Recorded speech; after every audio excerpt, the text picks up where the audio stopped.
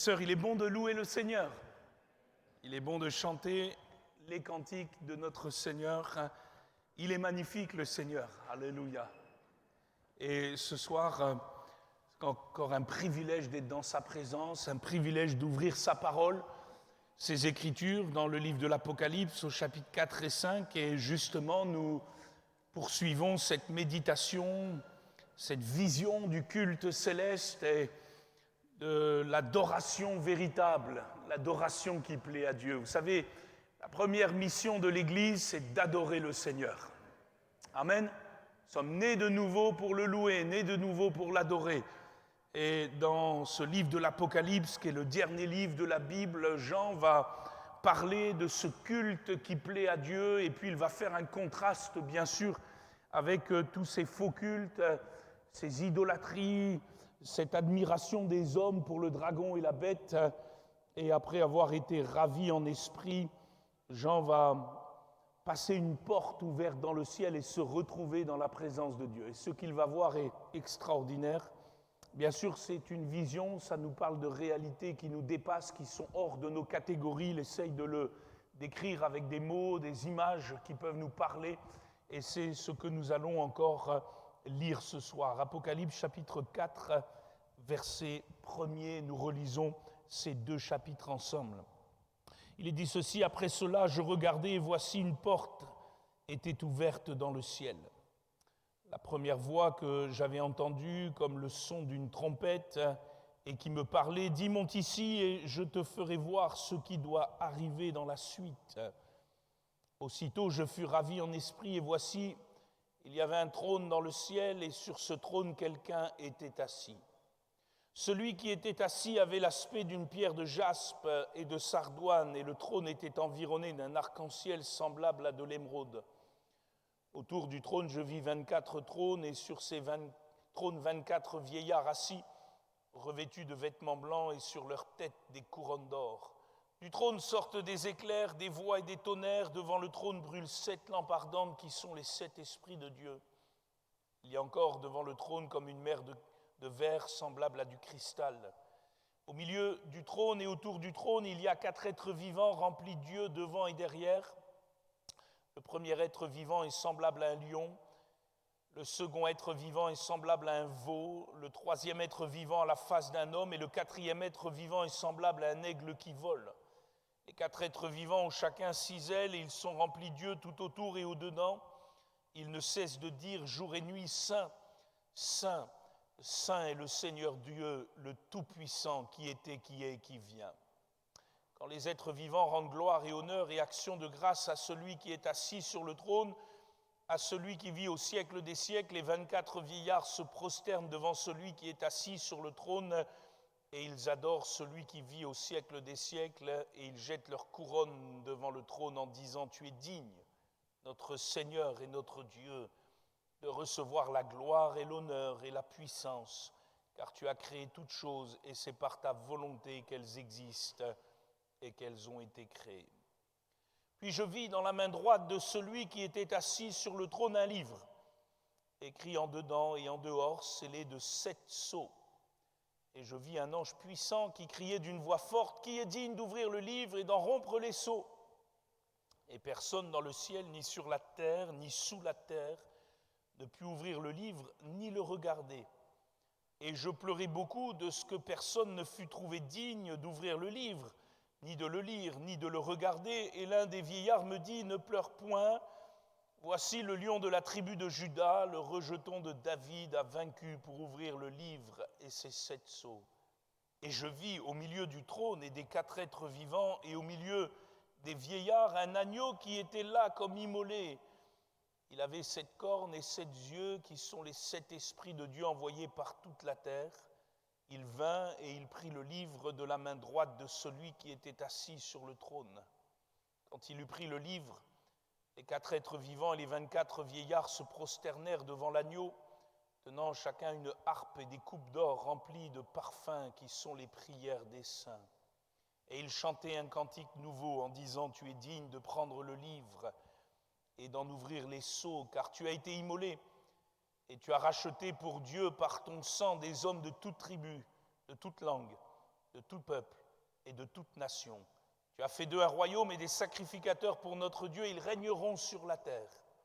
Je regardai et j'entendis la voix de beaucoup d'anges autour du trône et des êtres vivants et des vieillards, et leur nombre était des myriades de myriades et des milliers de milliers. Ils disaient d'une voix forte, l'agneau qui a été immolé est digne de recevoir la puissance, la richesse, la sagesse, la force, l'honneur, la gloire et la louange. Et toutes les créatures qui sont dans le ciel, sur la terre, sous la terre, sur la mer, et tout ce qui s'y trouve, je les entendis qui disaient à celui qui est assis sur le trône et à l'agneau, soit la louange, l'honneur, la gloire et la force au siècle des siècles. Et les quatre êtres vivants disaient Amen. Et les vieillards se prosternèrent et adorèrent celui qui vit au siècle des siècles. Amen. Et voilà que ces deux chapitres, cette vision du culte céleste dans l'Apocalypse, sont très importants pour au moins deux raisons. Premièrement, ils font suite au message adressé aux 7 églises d'Asie mineure qui dressent le contexte de ce livre fascinant et qui nous invite à plonger nos regards dans les défis de la fin des temps. Et finalement, à travers ces églises et par extension l'Église, nous aujourd'hui, sommes invités, avant d'aller plus loin, à lever les yeux plus haut pour apprendre à adorer sur la terre comme on adore au ciel. Malgré les tourments, malgré les difficultés, malgré les persécutions, malgré les outrages, malgré les souffrances intrinsèques à l'accomplissement des choses dans la fin des temps. Et deuxièmement, ces chapitres sont importants puisqu'ils font le lien entre ces messages à l'Église et le reste du livre, où tout va basculer à partir du chapitre 6 sur la manifestation tangible de la colère de Dieu sur la terre par l'ouverture des sceaux de ce fameux livre, et ensuite le son des 7 trompettes, le versement des 7 coupes où vont se mêler, si vous l'avez déjà remarqué, et comme nous venons de le dire, fausse adoration et véritable louange. Puisque, j'aimerais le répéter encore une fois, tout le livre de l'Apocalypse baigne dans cette atmosphère, et je le mets entre guillemets, du culte. À chaque fois que retentit une action sur la terre, si vous lisez le récit du début à la fin, il y a un écho de louange dans le ciel, et les chapitres sont ponctués de différents cantiques qui témoignent de cette réalité. Et puis il y a aussi, bien sûr, cette fausse adoration qui est dénoncée par Jean à travers ses visions, cette admiration tronquée que le monde a pour la bête et le dragon, symbole de ces cultes iniques que les hommes rendent à des dieux qui n'en sont point. Et pour ces deux raisons, ces chapitres 4 et 5 de l'Apocalypse sont primordiaux. Ils nous invitent à comprendre, frères et sœurs, et c'est l'objet de mon deuxième message, à comprendre comment Dieu désire qu'on l'adore, par qui et en se centrant sur quoi. Et finalement, c'est important parce que nous sommes dans la fin des temps. Et nous avons besoin, nous l'Église, de louer le Seigneur ici-bas comme on l'adore déjà dans le ciel. Amen. Même si nous avons les pieds sur terre, nous sommes assis dans les lieux célestes en Christ, et nous avons besoin, en tout temps, en toutes circonstances, à adorer le Seigneur. Que tu passes par des moments faciles, que tu passes par des moments difficiles, que tu sois comme l'église de Philadelphie où il y avait une porte ouverte devant elle, ou que tu sois comme une église plus en difficulté, comme celle de Thyatire ou de Sardes, tu te dois de louer le Seigneur en esprit et en vérité. Et pour ce faire, ces chapitres nous sont donnés pour nous présenter comment le Seigneur désire être adoré, en se centrant sur quoi dans sa nature et surtout par qui. Et nous l'avons noté la dernière fois, lorsque Jean passe cette fameuse porte du ciel, c'est une vision, je le répète, tout est dit par des images. Il arrive dans la salle du trône. Il est comme transporté en esprit dans un temple céleste et dans la salle du trône. Et quelqu'un est assis sur ce trône, et nous savons bien par les mots que celui qui est assis, c'est l'Ancien des jours. Alors bien sûr, selon Apocalypse 21, verset 22, dans la ville céleste, il n'y a aucun temple, puisque le Seigneur Dieu Tout-Puissant est l'agneau et son temple. Mais l'image du temple et du trône sont utilisées par Jean pour nous parler de la présence même de Dieu. Il est ravi en esprit dans la présence même du Seigneur, au cœur même de sa présence. Et il s'appuie sur ces images de l'Ancien Testament, ces images du temple et du trône. On se souvient qu'Ésaïe avait eu aussi une vision du Seigneur assis sur un tel trône dans le chapitre 6 de son récit. Et nous nous souvenons que dans l'Ancien Testament, dans le temple de Jérusalem, dans le lieu très saint, qui était l'ombre des choses à venir, il y avait cette fameuse arche de l'Alliance. Vous connaissez ces textes, n'est-ce pas?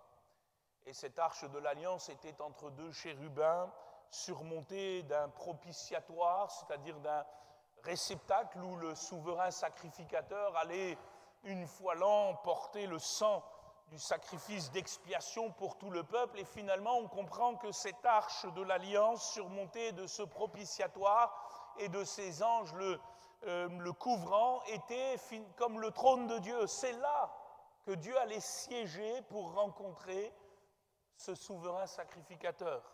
Au départ, Moïse rencontrait le Seigneur là, comme assis sur son trône. Et nous avons noté dans cette vision que Jean a du trône que tout va se dérouler autour et devant ce trône. Nous rappelant une chose essentielle, frères et sœurs, si nous voulons adorer Dieu en esprit et en vérité, nous devons l'adorer dans son règne. Amen. Que ton règne vienne, que ton nom soit sanctifié. Ça doit être notre priorité. Si Jean est ravi en esprit et voit directement le trône et celui qui est assis, c'est pour rappeler cette vérité. Dieu règne et il faut qu'il règne. Il faut qu'il ait mis tous ses ennemis sous ses pieds. Il faut qu'il règne. Et nous adorons Dieu en esprit et en vérité dans son règne. Tel est le premier message de ce culte céleste. Autour de ce trône, nous l'avons vu, il va y avoir des cercles concentriques, et en particulier un premier cercle avec 24 trônes, qui est un chiffre symbolique, sur lequel sont assis 24 anciens, qui eux aussi sont symboliques. Ils sont revêtus de vêtements blancs, ils ont une couronne sur la tête, signifiant qu'ils ont triomphé, signifiant qu'ils règnent déjà avec Christ, signifiant aussi qu'ils ont été sanctifiés. Et quelle que soit l'interprétation que vous prenez, comme je le disais la dernière fois, vous revenez toujours à l'essence même du message que c'est le peuple de Dieu qui est autour du trône. Dieu règne au milieu de son peuple. Alléluia. Frères et sœurs, nous régnons avec Christ. Et au milieu du trône et autour du trône, et graphiquement c'est difficile de se le représenter parce que c'est une vision, mais il y a aussi ces 4 êtres vivants qui ont chacun une face différente, qui représentent l'ensemble de la création. Parce que si Dieu règne au milieu de son peuple, Dieu règne au milieu de sa création. Et la création tout entière participe à la louange de Dieu. Il est le Dieu de la création. Et il veut être adoré comme tel. Et vous savez ce que l'apôtre Paul disait aux Romains, de ceux qui ont changé la gloire du Dieu incorruptible en une corruption, en un faux culte, en adorant des images de quadrupèdes, de statues qui ne sont en réalité que des symboles de choses créées. Et Dieu n'est pas dans ces choses-là, parce que Dieu est le Dieu de la création. Amen. Et en tant que tel, il sera toujours au-delà et au-dessus de tout ce qu'il a créé. Et il nous invite à le louer en tant que tel. Nous avons vu aussi que l'Esprit de Dieu n'est pas absent, bien sûr, de cette vision, puisque devant le trône, il y a ces fameuses 7 lampes ardentes qui sont symboliques des 7 esprits de Dieu. Il n'y a pas 7 esprits de Dieu, il n'y a qu'un seul Esprit Saint, mais vous avez compris que le chiffre 7, c'est le chiffre de la plénitude, montrant par là que l'Esprit de Dieu, il est pleinement Dieu. Amen. Et que si nous devons adorer le Seigneur, c'est en esprit et en vérité, dans l'esprit, dans la personne, le ministère et l'onction du Saint-Esprit. Et puis, nous arrivons à ce chapitre 5 que nous allons détailler, parce que la vision n'est pas finie. La vision n'est pas finie, La création attend son renouveau dans l'espérance du retour du Fils de l'homme. Et voici que d'un seul coup, au milieu de cette vision, Jean va voir apparaître le Seigneur Jésus. Il y a le Seigneur Tout-Puissant, il y a l'Esprit de Dieu et il y a le Fils de Dieu qui va apparaître. Tel un agneau qui semblait comme immolé, ayant 7 cornes et 7 yeux. Et comme je le disais, bien entendu, vous avez compris qu'il ne s'agit pas là d'une réalité tangible. Il s'agit d'une vision. Jésus n'est pas dans le corps d'un agneau aujourd'hui, excusez-moi l'expression, qui a 7 cornes et 7 yeux. Jésus est monté au ciel dans son corps glorifié. Et quand nous le verrons dans son corps glorifié. Mais Jean le voit à travers cette image qui finalement nous ramène à son œuvre en tant qu'agneau pascal, l'agneau de la Pâque, et aussi ayant ces 7 cornes qui sont le chiffre de la plénitude de la puissance, et aussi les 7 yeux qui sont encore symboliques de l'Esprit, parce que le Saint-Esprit, c'est l'Esprit de Dieu, mais c'est aussi l'Esprit de Christ. Et finalement, nous avons un culte trinitaire qui nous est présenté, où Dieu doit être adoré, Père, Fils, Saint-Esprit. Et c'est important puisque vous avez toujours ici-bas des gens qui contestent la divinité de Jésus. Vous en trouverez. Vous trouverez des gens comme les témoins de Jéhovah qui veulent souvent diminuer la divinité de Jésus, disant qu'il n'est qu'un fils créé de Dieu avec un petit f. Et lorsqu'une fois j'ai eu l'occasion de discuter longuement avec eux, m'ayant fait ramener après quelques entretiens, même le responsable régional, je lui rappelais ce texte tout simple de l'Apocalypse où on chante un cantique nouveau à l'agneau. Et je le disais, peut-on chanter dans le ciel à quelqu'un qui n'est pas Dieu? Pour nous rappeler, frères et sœurs, que le Seigneur Tout-Puissant, le Seigneur Jésus-Christ, est pleinement Dieu. Alors voilà que le chapitre 5 s'ouvre sur un mystérieux livre. Il dit « Puis je vis dans la main droite de celui qui était assis sur le trône un livre écrit en dedans et en dehors, scellé de 7 sceaux. Et je vis un ange puissant qui criait d'une voix forte, qui est digne d'ouvrir le livre et d'en rompre les sceaux. Et personne dans le ciel, ni sur la terre, ni sous la terre ne put ouvrir le livre, ni le regarder. Je pleurais beaucoup de ce que personne ne fut trouvé digne d'ouvrir le livre, ni de le regarder. » Et la première question que nous avons tous à l'esprit, c'est quel est ce livre? Et c'est encore, frères et sœurs, l'une des questions qui a fait couler le plus d'encre dans les commentaires de l'Apocalypse à travers les siècles. La réponse la plus rapide serait de dire que ce livre est le livre du plan ou du dessein de Dieu pour le monde. Le problème, c'est que dans la pensée prophétique de l'Ancien Testament, lorsqu'il est question d'un livre scellé, c'est un livre qui doit être ouvert seulement dans des temps révolus. Et ce n'est donc pas un livre qui ne peut nous parler de tous les temps ou du plan de Dieu en général. Dans ce chapitre 5, il est intéressant de noter que Jean fait allusion d'un côté à un fameux livre d'Ézéchiel, au chapitre 2, verset 10 de son récit, un livre rempli de lamentations, de plaintes et de gémissements, et puis de l'autre côté, un livre scellé que Daniel aussi reçoit et qui parle de la fin des temps. Il semble que, encore une fois, Jean combine ces deux notions et nous avons donc du mal à interpréter quelle est la nature de ce livre parce que est-ce le fameux livre de vie qui sera ouvert au jugement dernier avec les noms des rachetés? Le problème, c'est que le fait est que rompre les sceaux, et on le voit à partir du chapitre 6, n'amène pas du salut, mais des jugements. D'autres y voient l'Ancien Testament lui-même, qui était comme scellé dans son interprétation, et qu'il fallait donc le Messie pour le détailler, l'expliquer, l'expliciter, et surtout, comme il contenait les prophéties de la fin des temps, réalisant que Jésus, en tant qu'agneau de Dieu, est bel et bien le Messie promis par l'Ancienne Alliance. Notez que cette interprétation très ancienne était soutenue par les réformateurs comme Martin Luther. Et d'autres y voient, et je suis personnellement plus simple, d'autres y voient un un simple contrat ou un titre de propriété de la terre. Et je pense que l'idée est forte ici. On sait que dans l'Empire romain, les titres de propriété étaient scellés de sceaux. Et il semble que le Seigneur a le titre de propriété scellé dans sa main et il cherche quelqu'un qui est digne de le recevoir, de l'hériter. Et celui qui est digne de l'hériter, ce document officiel de la propriété de la terre, c'est l'agneau qui a triomphé.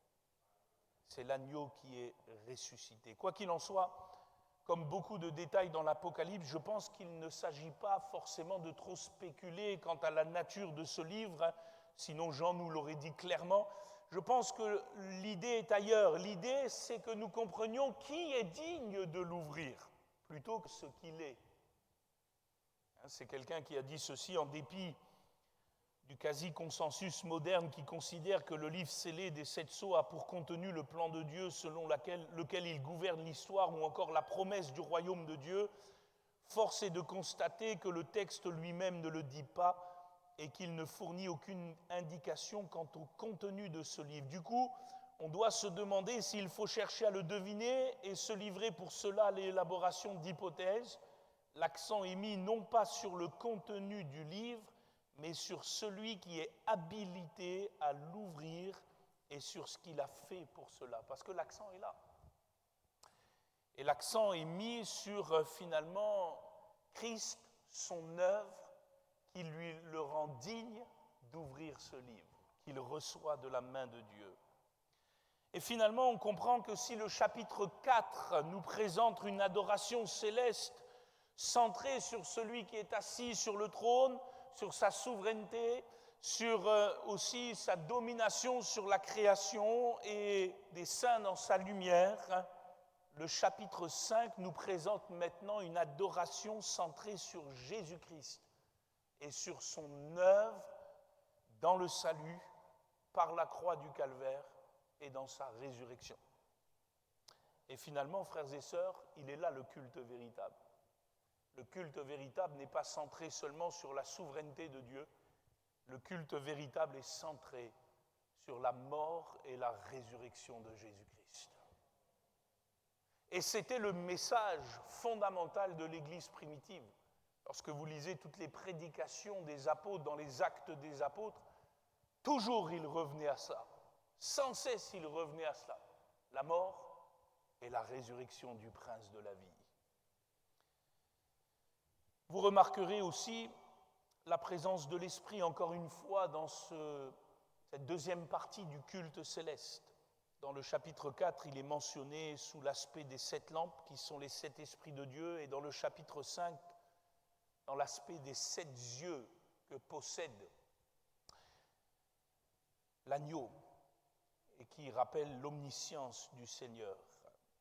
Et comme nous le disions tout à l'heure, ainsi est soulignée la divinité de Jésus-Christ, mais aussi du Saint-Esprit. Et comme le disait Athanas, père de l'Église, nous adorons un Dieu dans la Trinité et la Trinité dans l'unité. Et c'est notre culte.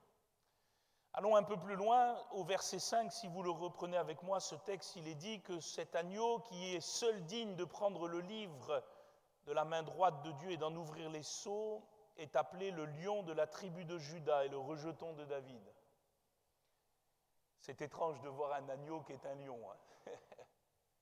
Et ce n'est pas les seuls, excusez-moi, je le mets bien entre guillemets, bizarreries de l'Apocalypse, où il semble y avoir des choses qui nous dépassent. Mais ici, nous comprenons bien par cette expression, le lion de la tribu de Juda, que ça nous renvoie à la royauté de Jésus-Christ. Nous adorons le Seigneur Dieu Tout-Puissant dans sa souveraineté, nous adorons l'agneau dans son œuvre expiatoire et sa résurrection, mais nous adorons aussi Jésus dans sa royauté. Il est notre roi. Et par l'expression le rejeton de David, ça renvoie à son onction. Dans Ésaïe chapitre 11, verset 1er, il était dit « Puis un rameau ou un rejeton sortira du tronc d'Isaïe, un rejeton naîtra de ses racines, l'esprit de l'Éternel reposera sur lui, esprit de sagesse et d'intelligence, esprit de conseil et de force, esprit de connaissance et de crainte de l'Éternel. Nous adorons le Seigneur dans son onction. Cette onction qui nous fait du bien. Jésus pouvait dire « L'Esprit du Seigneur est sur moi ».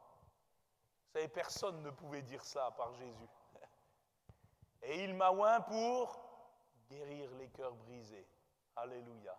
Et vous savez, quand on est au pied du Seigneur dans l'adoration, quand on est au pied du trône de la grâce et que l'onction du Saint-Esprit, l'onction du Christ est là, les cœurs sont guéris. Amen. Voilà pourquoi nous adorons de la sorte. Cet agneau, nous dit Jean, il est comme immolé, littéralement comme égorgé, et en même temps il est debout. Encore, ça semble contradictoire, mais le message est clair. Nous adorons le Seigneur qui s'est sacrifié pour nous, et nous adorons le Seigneur qui est ressuscité et qui vit à jamais, et qui est debout devant Dieu. C'est donc par sa mort et sa résurrection que le Messie a remporté la victoire, qui le qualifie, nous dit l'Apocalypse, pour ouvrir le livre de Dieu et régner. Voilà, il n'y en a aucun autre, ni sur la terre, ni sous la terre, ni dans le ciel. Il n'y a aucun autre qui peut être qualifié pour recevoir ce titre de propriété de Dieu. Le Seigneur n'a qu'un héritier, c'est son Fils Jésus-Christ. Et c'est pour cela que l'Église est en Christ. Elle est dans son Seigneur. Tout le culte céleste tourne maintenant autour de cette glorieuse vérité. D'ailleurs, verset 12, le cantique de l'agneau, à la fin de ce chapitre, l'affirme pleinement. L'agneau qui a été immolé est digne de recevoir quoi? La puissance, la richesse, la sagesse, la force, l'honneur, la gloire et la louange. 7 aspects de la plénitude de Dieu. Et tout cela est dit en chœur par les myriades de myriades et les milliers de milliers d'anges. Un nombre incalculable d'êtres célestes qui joignent leur cœur aux êtres vivants, aux vieillards, qui symbolisent, je vous le rappelle, toute la création et les rachetés qui règnent avec lui ainsi. La louange revient au même titre à Dieu le Père qu'à Dieu le Fils dans l'Esprit. Et je le répète, il nous faut le souligner souvent, parce que beaucoup sont ceux qui mettent en doute la divinité de Jésus-Christ. Que voyons-nous finalement dans cette vision de l'agneau du chapitre 5? Nous voyons toute l'œuvre rédemptrice de Jésus-Christ, qui est représentée de manière, encore une fois, figurative. Sa mort, sa résurrection, son ascension, et ce qu'on appelle sa session à la droite de Dieu, c'est-à-dire qu'il s'est assis à la droite de Dieu. Il est sur le trône et c'est dans cette optique que le culte céleste nous est présenté. Et quelque part, c'est rassurant, surtout pour ces églises à qui est adressé l'Apocalypse. Je le répète, il faut toujours replacer le texte dans son contexte. Ces églises sont en proie à la persécution, ils sont en proie au tourment, ils sont en proie à d'innombrables fausses doctrines. Il y a les fausses doctrines des Nicolaïtes qui sont là, il y a toutes sortes de fausses prophétesses, comme cette Jézabel qui tourmente aussi l'Église de l'intérieur. Et voilà que finalement l'Église est appelée à se recentrer sur l'adoration véritable. C'est ainsi qu'elle triomphera, toujours, sans cesse, frères et sœurs, parce que nous n'avons pas à lutter contre la chair et le sang, mais contre des dominations qui sont vaincues au nom de Jésus. Une autre chose au chapitre 5 mérite d'être soulignée, c'est lorsque l'agneau prend le livre de la main droite de celui qui est assis sur le trône, il est dit que les 4 êtres vivants et les anciens se prosternent. Vous l'avez lu avec moi, n'est-ce pas? Et ces derniers tiennent des harpes et des coupes d'or remplies de parfums, verset 8, que sont les prières des saints. Tu te demandes parfois où sont tes prières? Ben, crois-moi, sur ce texte-là, elles sont près de Dieu. Elles sont arrivées au ciel. Il y a l'image des coupes d'or, bien sûr, c'est encore une image. Mais c'est comme si ces prières étaient des libations versées devant la présence de Dieu, montrant par là que le Seigneur recueille toutes nos prières et n'en oublie jamais aucune. Elles sont toutes devant sa face. et elles sont comme des libations. Cette image est saisissante parce que les prières des rachetés ne sont jamais perdues. Et là encore, ça doit avoir réconforté le cœur de ces chrétiens persécutés. Ces chrétiens dans ces 7 églises, cette région symbolique finalement de l'Église, dans ce premier siècle, alors qu'ils sont tourmentés, peut-être certains se disent-ils, mais mes prières sont-elles encore entendues du ciel ? Et voilà que la vision du culte céleste les rassure. Oui, chaque prière est devant Dieu comme un parfum. Alléluia, à Dieu soit la gloire. Finalement, cette image des coupes d'or remplies de parfums que sont les prières des saints nous font prendre conscience que lorsque nous adorons le Seigneur en esprit, en vérité, nous avons l'assurance que notre Père céleste nous voit, nous entend et qu'il analyse chacune de nos prières. Oh, il est vrai que le Seigneur parfois met un certain temps à nous répondre, mais il fait toutes choses belles en son temps. Quoi qu'il en soit, j'ai l'assurance en Jésus-Christ, lorsque je m'adresse à Dieu à travers de son œuvre, que ma prière atteint le ciel. Alléluia.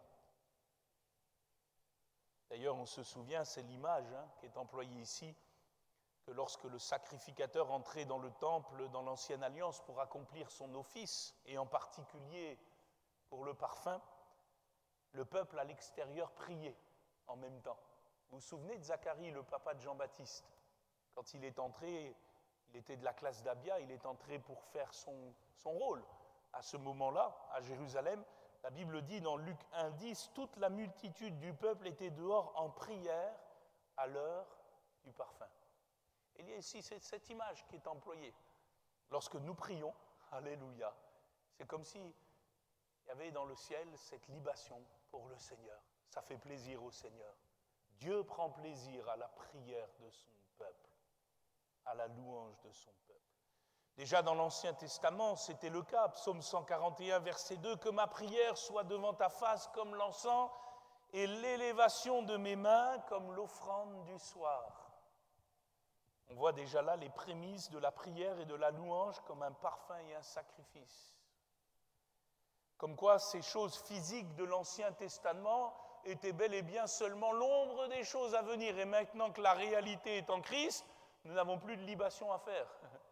D'une manière concrète, physique, nous n'apportons plus d'encens, nous n'apportons plus de gâteaux pétris à l'huile. Nous adorons le Seigneur en esprit et en vérité. Nos prières sont le parfum du ciel. Et l'agneau reçoit cette adoration au même titre que Dieu, je le répète. D'ailleurs, fait très intéressant, verset 9 de ce chapitre 5, les 4 êtres vivants en concert avec les 24 anciens chantent un cantique nouveau. Vous avez remarqué cette expression, un cantique nouveau. Ils chantent un cantique nouveau en disant « Tu es digne de prendre le livre, d'en ouvrir les sceaux, tu as été immolé, tu as racheté pour Dieu par ton sang des hommes de toute tribu, de toute langue, de tout peuple, de toute nation. Tu as fait d'eux un royaume et des sacrificateurs pour notre Dieu, et ils régneront sur la terre. » Et l'expression « un cantique nouveau » renvoie au cantique de délivrance que Moïse avait composé lors de la grande victoire sur les Égyptiens après le passage de la mer Rouge. Vous vous souvenez, Myriam, c'est Marie aussi, c'est le même prénom, Myriam, et les femmes avaient pris le tambourin et ils avaient chanté le cantique nouveau, le cantique de la délivrance. Et déjà Isaïe avait annoncé que Dieu accorderait à nouveau une délivrance semblable à son peuple. Dans Isaïe 11, verset 11, il dit « Dans ce même temps, le Seigneur étendra une seconde fois sa main pour racheter le reste de son peuple dispersé en Assyrie, en Égypte, à Patros et en Éthiopie, à Élam, à Shinéar, à Hamath et dans les îles de la mer.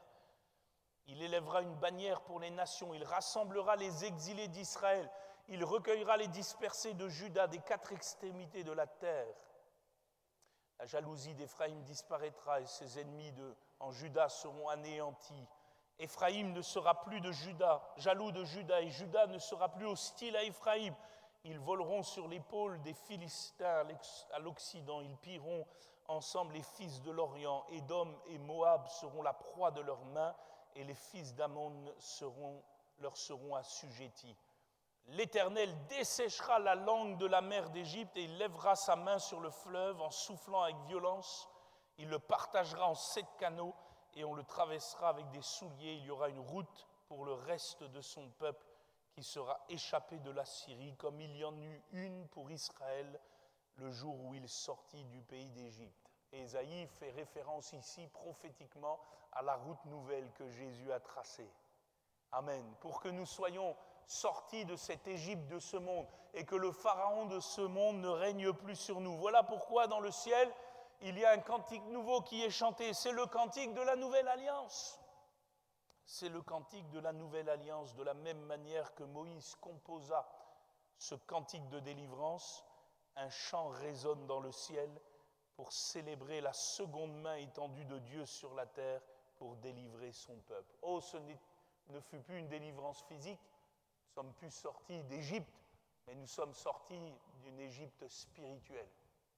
Et aujourd'hui, dans le ciel, nous pouvons aussi chanter, Alléluia, le cantique de l'agneau. C'est le cantique de la nouvelle alliance. Et finalement, on comprend que le culte auquel assiste Jean, c'est le culte de la nouvelle alliance. C'est le culte de la nouvelle alliance, avec 2 choses importantes, la souveraineté de Dieu et l'œuvre parfaite de Jésus-Christ. Et ce sont les 2 éléments inséparables du culte qui plaît à Dieu et qui doivent être vécus dans l'esprit. Et frères et sœurs, comme je le disais tout à l'heure, ce culte, cette vision a dû rassurer les chrétiens persécutés. Et finalement, ce culte qui nous est présenté dans ces chapitres me fait encore du bien aujourd'hui parce que le monde dans lequel nous sommes vacille, n'est-ce pas? Les montagnes sont ébranlées, les collines chancellent, les secousses de la fin des temps sont là, les tribulations sont dans le monde, on sent que les choses s'accélèrent. Nous savons que les éléments vont se disloquer. Que faire face à ce chaos qui commence à monter comme des grandes eaux? Comment aborder sereinement ces jours? Jean nous dit, dans l'adoration véritable, centré sur le règne de Dieu et l'œuvre de Jésus-Christ. Oui, les croyants et l'Église se voient parfois faibles, se voient parfois peu nombreux, n'est-ce pas, comparé à la masse des gens qui sont dans le monde. Parfois, on se voit comme méprisé, même persécuté pour certains dans une certaine région de ce monde. Mes frères et sœurs, d'un point de vue céleste, il n'en est rien. L'Église, elle règne avec Christ. Et elle est environnée de myriades et de milliers d'anges qui célèbrent avec elle la gloire de Jésus-Christ. Bientôt, très bientôt, Jésus viendra l'enlever et la prendre avec elle. Et ce ne sera plus seulement une vision, ce sera la réalité. Pour toujours, nous adorerons le Seigneur. Laissez-moi terminer et conclure par quelques mots sur la fausse adoration de ce monde. Vous avez remarqué dans le chapitre 5 que l'agneau possède 7 cornes et 7 yeux qui sont les 7 esprits de Dieu envoyés par toute la terre. Et les cornes, dans la pensée prophétique, apocalyptique, sont le symbole de puissance et d'autorité, parfois de dignité royale. Et ici, le message est simple, l'agneau de Dieu, s'il peut recevoir la louange, c'est parce qu'il participe aussi au règne de Dieu. Dieu lui a donné tout pouvoir dans le ciel et sur la terre. Mais nous avons noté, d'après l'Apocalypse 13, que le diable cherche à ravir cette adoration. Il veut, par une autorité souillée, usurper, il veut lui aussi gagner une admiration. Il fait monter une première bête qui elle aussi a des cornes et qui fait, par une deuxième bête, que tous les hommes l'adorent. Et finalement, nous comprenons en conclusion que l'adoration véritable, frères et sœurs, et ça c'est important, l'adoration véritable est toujours suscitée par une juste vision de l'autorité du Seigneur. Je ne peux pas adorer le Seigneur en esprit, en vérité, si je ne suis pas soumis au Seigneur. si je ne suis pas soumis à sa parole, si je ne suis pas soumis à son règne, ce n'est que par une juste vision de l'autorité que je peux louer le Seigneur comme on le loue au ciel. Voilà pourquoi dans le livre de l'Apocalypse, on est face à un clash d'autorité. L'autorité de l'agneau, l'autorité du dragon. Et je remarque que l'humanité est soit pour l'un, soit pour l'autre. On est soit avec le Seigneur pleinement, ou on est avec le malin. Voilà pourquoi Jésus pouvait dire « Celui qui n'est pas avec moi est contre moi. Et celui qui n'assemble pas avec moi disperse. » C'est donc en se plaçant résolument sous l'autorité de Jésus-Christ que l'on parvient à adorer Dieu en esprit et en vérité. Telle est finalement la conclusion de ce culte céleste. Frères et sœurs, apprenons à adorer Dieu ici-bas, déjà, comme on l'adore au ciel. Amen. Apprenons à l'adorer dans sa souveraineté. Apprenons à adorer l'agneau dans son œuvre. Apprenons à rester dans l'esprit, dans la soumission au Seigneur Dieu Tout-Puissant. Il vient bientôt. Merci pour ta parole, Seigneur. Merci pour ton règne. Ah, tu règnes, Seigneur.